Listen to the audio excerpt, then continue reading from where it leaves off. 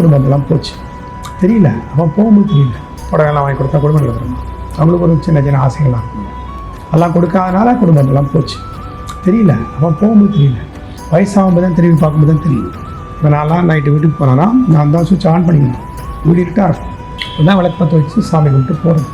எங்களுக்கு நல்லா எங்களுக்காக வேண்டி செலவு பண்ணுற நேரம் நான் தனியாக இருந்து அந்த வீட்டுக்குள்ளார 1 ஹவர் இருப்பேன். காத்தால் 1 ஹவர் யாரும் இருக்க மாட்டாங்க, வீட்டில் யாரும் இருக்க மாட்டாங்க. பகல்லையாவது ஒரு பையன் இருப்பான். நைட் ஆச்சுன்னா நான் மட்டும்தான்.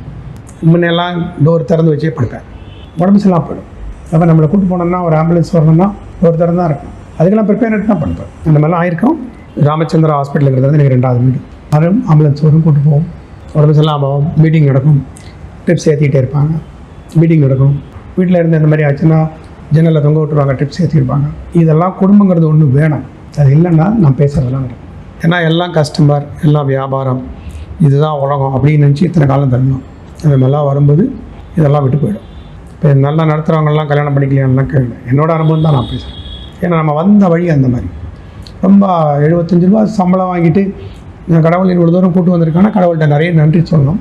ஆனால் என்னெல்லாம் விட்டுட்டு இதெல்லாம் கிடைச்சதுங்கிறது ஒன்று இருக்குது. இப்போ இந்த சந்தோஷங்கள்லாம் கிடைக்கப்போ பண்ணி நம்மளால் சாப்பிட முடியாமல் போயிடும். நம்ம பசி எடுக்கும், சாப்பிட முடியாது. நல்ல க்ரௌடாக இருக்கும், சாப்பிட முடியாது. அப்போ அன்டைமில் சாப்பிடுவோம். அது வந்து யங்ஸ்டர் எங்காக இருக்க ஒரு 40-45 வயசுலாம் தாண்டிடும்.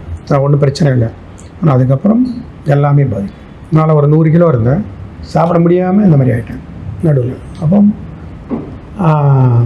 கண்டிப்பாக அது ஹெல்த்துனால அந்த குடும்பத்துக்கு நேரம் செலவு பண்ண முடியாதனால வீட்டிலேருந்து சப்போர்ட் கிடைக்கலன்னா, நம்பிக்கை இல்லைன்னா நம்ம இந்த சம்பாதிக்கிறதெல்லாம் வீணாயிடும்.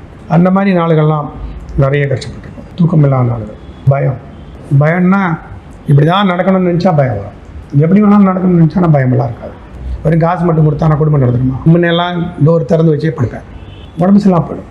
அப்போ நம்மளை கூப்பிட்டு போனோம்னா ஒரு ஆம்புலன்ஸ் வரணும்னா டோர் திறந்து தான் இருக்கும். அதுக்கெல்லாம் ப்ரிப்பேர் தான் பண்ணுவேன். அந்த மாதிரிலாம் ஆயிருக்கும். ராமச்சந்திரா ஹாஸ்பிட்டலுங்கிறது வந்து எனக்கு 2வது வீடு. யாரும் ஆம்புலன்ஸ் வரும், கூப்பிட்டு போவோம்.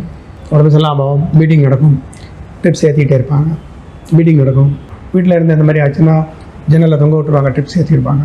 இதெல்லாம் குடும்பங்கிறது ஒன்று வேணும். அது இல்லைன்னா நான் பேசுகிறதெல்லாம் நடக்கும்.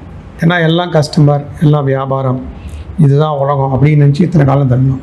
அந்த மாதிரிலாம் வரும்போது இதெல்லாம் விட்டு போயிடும். இப்போ நல்லா நடத்துகிறவங்கலாம் கல்யாணம் பண்ணிக்கலாம்லாம் கேள்வி. என்னோட அனுபவம் தான் நான் பேசுகிறேன். ஏன்னா நம்ம வந்த வழி அந்த மாதிரி. ரொம்ப 75 ரூபா சம்பளம் வாங்கிட்டு கடவுள் இவ்வளோ தூரம் கூட்டு வந்திருக்காங்கன்னா கடவுள்கிட்ட நிறைய நன்றி சொல்லணும். ஆனால் என்னெல்லாம் விட்டுட்டு இதெல்லாம் கிடைச்சதுங்கிறது ஒன்று இருக்குது. இப்போ இந்த சந்தோஷங்கள்லாம் கிடைக்கப்போ பண்ணி நம்மளால் சாப்பிட முடியாமல் போயிடும். நம்ம பசி எடுக்கும், சாப்பிட முடியாது. நல்ல க்ரௌடாக இருக்கும், சாப்பிட முடியாது. அப்போ அன்டைமில் சாப்பிடுவோம்.